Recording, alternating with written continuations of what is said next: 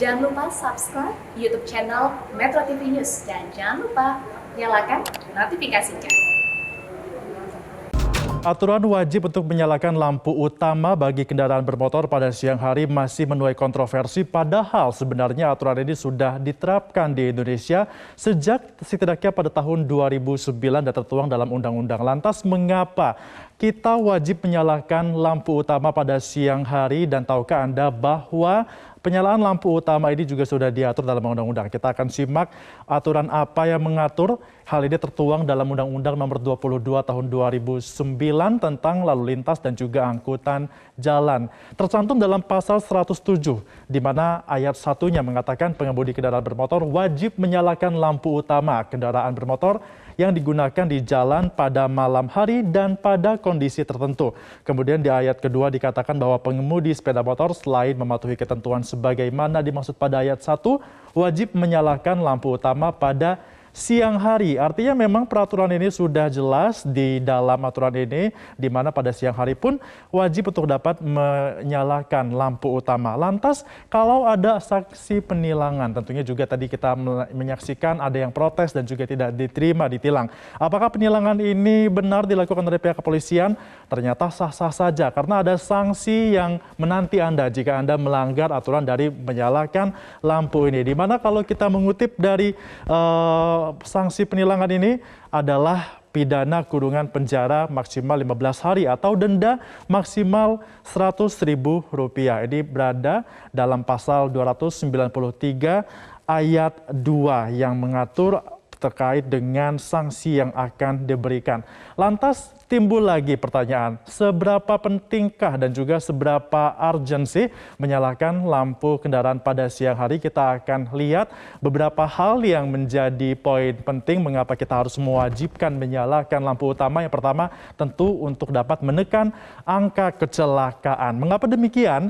Karena dengan menyalakan lampu kendaraan pada siang hari, cara ini diyakini dapat membuat keberadaan pengendara sepeda motor dapat lebih terlihat oleh pengendara lainnya. Dan yang akan lebih terbantu ialah kendaraan yang akan berbelok karena akan semakin melihat pantulan cahaya lampu dari spion dari kendaraan yang ada di belakangnya, sehingga pantulan cahaya lampu ini melalui spion itu disebut menghasilkan kontras yang lebih tinggi di mata pengemudi dan juga akhirnya bisa mengurangi resiko kecelakaan. Tentunya cahaya akan membuat pengemudi lain lebih waspada dan juga akan adanya pengendara lain di depan maupun di belakang. Kenapa tidak menggunakan klakson seperti itu ya? Karena ternyata efek untuk dapat sampai ke manusia dengan kecepatan cahaya dan juga kecepatan suara ini lebih cepat cahaya daripada kecepatan suara, sehingga disebut bahwa cahaya lampu pada siang hari ini lebih efektif dibandingkan dengan suara klakson, tentunya dalam keadaan tertentu.